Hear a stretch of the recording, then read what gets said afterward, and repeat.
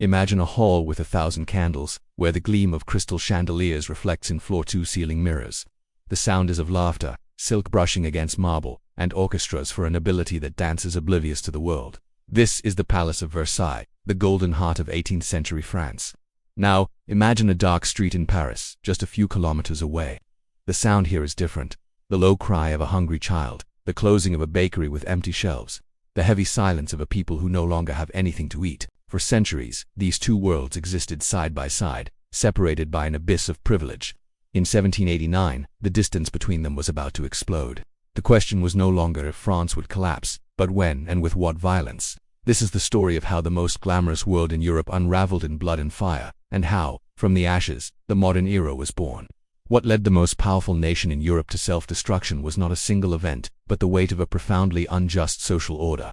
The ancienne structure that divided French society into three estates. At the top was the first estate, the clergy, owners of 10% of the land in France. They collected tithes and fees but were almost entirely exempt from taxes. They were the moral and spiritual authority of the kingdom, but for many they represented wealth more than faith. Just below, the second estate, the nobility, less than 2% of the population. With immense power, they owned most of the land, held the highest positions in government and the army, and, like the clergy, enjoyed the ultimate privilege of tax exemption. For them, privilege was a birthright. At the base, supporting the entire kingdom, was the third estate, simply everyone else. About 97% of the population, from wealthy merchants, lawyers, and doctors, the bourgeoisie, to the artisans and the millions of peasants who plowed others' lands. They had no privileges of blood or cloth, only duties. The main one was to pay the taxes that financed the luxury of Versailles, the king's wars, and the opulence of the church. It was a mathematically unsustainable system. While this structure creaked, a powerful force was spreading through the salons and of Paris. The ideas of the Enlightenment.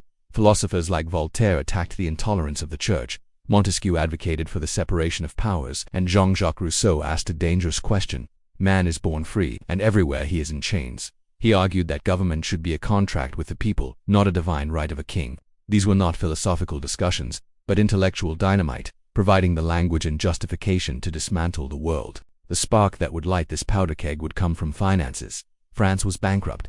Years of extravagant spending and the financing of the American Revolution had emptied the coffers. To make matters worse, climate disasters led to poor harvests, and the price of bread skyrocketed. Hunger became a daily reality. At the center of the crisis was King Louis XVI, described as a well-intentioned man, but more interested in his hobbies than in matters of state. He was not a cruel tyrant, but something worse in a moment of crisis, an indecisive leader. His attempts at fiscal reform, by taxing the nobility and clergy, were blocked by the privileged themselves. Cornered, the king summoned the Estates General, an assembly with representatives from the three estates, which had not met for 175 years. The news generated a wave of hope, but it soon turned to fury. Tradition dictated that each estate voted as a bloc, ensuring that the clergy and nobility would always have 2 votes against one from the third estate. Realizing that nothing would change, the third estate, led by eloquent figures, decided on an unprecedented act of defiance. On June 20, 1789, finding their meeting hall locked, they gathered on a tennis court. There they took the tennis court oath, vowing not to separate until they had given France a constitution. It was no longer a request. It was a declaration of power. The third estate proclaimed itself the National Assembly. The words of defiance had been spoken. The next step would be taken in the streets. The Bastille awaited. The bold words of the oath echoed through Paris, but they did not feed a hungry people. In early July 1789, with royal troops positioning themselves around the capital, the people feared the king was preparing to crush the revolution. The dismissal of the popular finance minister Jacques Necker was the final trigger. For Paris, a confrontation was inevitable. On July 14th, a crowd formed in search of weapons and gunpowder. The target became the Bastille, a medieval fortress used as a prison. Its military value was small, with only 7 prisoners. Symbolically, however, it was everything. The stone representation of tyranny. What followed was not an organized battle, but a chaotic and desperate act of popular will. After hours of tension and combat, the crowd stormed the fortress. The prison governor was killed, and his head, impaled on a pike, was paraded through the streets. It was an act of shocking brutality, a sign that the old rules of power had been broken. The fall of the Bastille was the first great seismic shock of the revolution, the day the power of the people became a physical and deadly force. The news traveled like wildfire. Throughout rural France, peasants, encouraged by Paris and terrified by rumors of aristocratic revenge, began their own revolution. In the period known as the Great Fear, they attacked castles to burn the feudal records, the documents that bound them to centuries of servitude. Amidst this turmoil, the National Assembly worked to transform the revolt into lasting principles. In August 1789, they produced the Declaration of the Rights of Man and of the Citizen. Its words were a radical break. Men are born and remain free and equal in rights. Sovereignty, it declared, resides in the nation, no longer in the king, no longer in God, in the nation. But ideals on paper did not fill stomachs in Paris. In October, the bread shortage reached a new peak. It was the women of the city, fishmongers, laundresses, workers, who took the lead. Tired of waiting, they marched 30 kilometers in the rain to Versailles to take their grievances directly to the king. Armed with knives and fury, they stormed at the palace gates. The royal family was forced to agree to the main demand, to abandon Versailles and move to the Tuileries Palace, in the heart of Paris. The move was a crucial turning point. The king and queen were no longer the supreme authority of the kingdom. They were now virtual prisoners of their own people. For almost 2 years, France lived in an unstable equilibrium. A constitutional monarchy was being built, but the distrust between the king and the revolution grew. Louis XVI, a devout man, was forced to approve laws against the church. Marie Antoinette, of Austrian origin, was openly hostile to the revolution and maintained contact with other European courts. On the night of June 20, 1791, distrust became treason. The royal family, disguised as servants, fled the Tuileries in a desperate attempt to reach the Austrian border, from where they hoped to restore the absolute monarchy with foreign help. The flight was poorly planned. In the small town of Varennes, just a few kilometers from safety, the king was recognized from his image on a coin. The royal carriage returned to Paris in disgrace, escorted by guards and surrounded by a silent, hostile crowd. The silence was more terrifying than any shout. The flight to Varennes destroyed the last bridge of trust. For the revolutionaries, the evidence was clear. The king was a traitor. The idea of a constitutional monarchy was dead, and a new and terrible question began to take shape.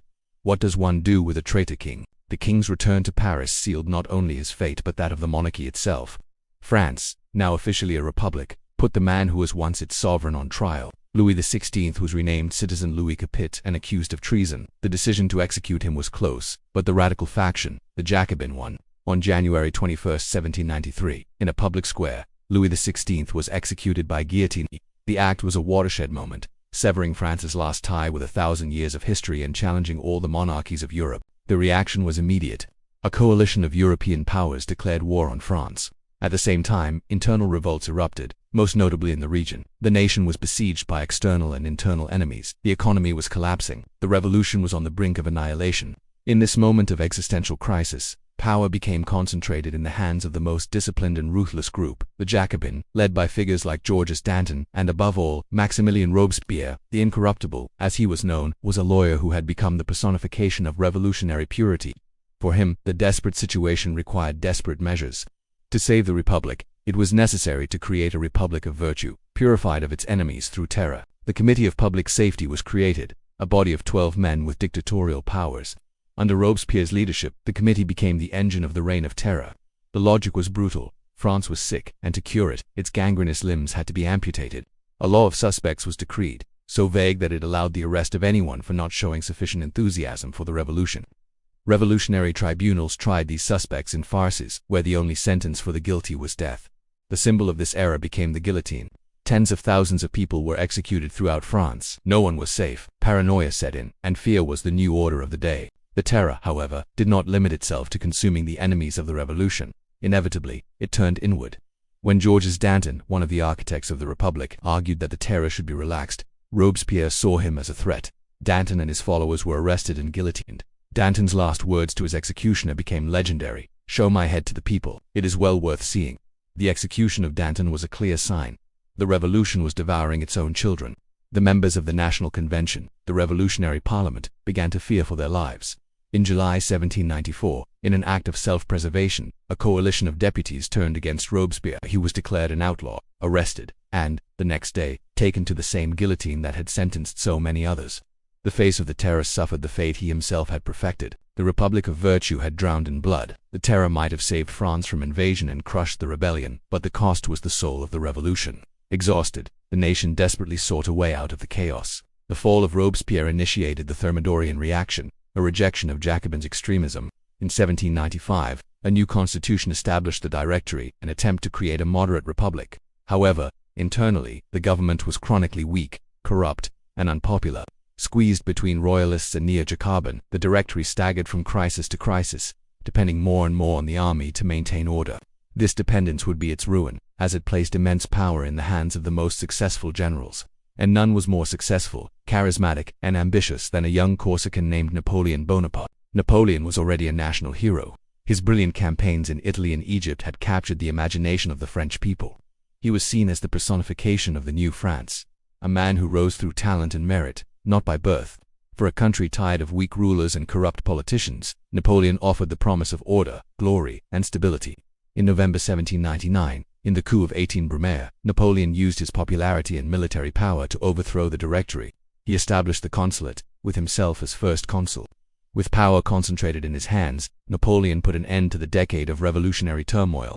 The revolution, as a process of continuous change, was over. Thus, we arrive at the great irony of the French Revolution. A struggle that began to destroy an absolute monarchy ended by handing control of the nation to a military dictator who, in a few years, would crown himself emperor. Was the revolution, then, a failure? The answer is more complex. The world of 1800 was already unrecognizable compared to that of 1788. The ancien was dead and buried. Feudalism and aristocratic privileges had been abolished, not just in France, but across much of Europe. The legacy of the revolution was profound and permanent. The idea that sovereignty belongs to the nation, to the people, became the basis for modern nationalism and democracy. The Declaration of the Rights of Man inspired liberation and civil rights movements around the world for centuries. The Napoleonic Code influenced the legal systems of dozens of countries. Concepts common today, such as the political spectrum of left and right, were born in the revolutionary assemblies. Even the metric system was a product of the revolutionary desire for a rational order. The French Revolution was a terrifying and inspiring demonstration of human power to destroy and create. It proved that a social order that seemed eternal could be overthrown and left the world with a warning and a promise. No power structure is immutable when a people decides no longer to obey. Did you already know the details of how the French Revolution went from the dream of liberty to the reign of terror? Which character or moment of the French Revolution do you find most fascinating? What other major historical event would you like to see unraveled in our next video? Leave your opinion in the comments. Subscribe to the channel so you don't miss the next videos. And remember, the next adventure begins with you.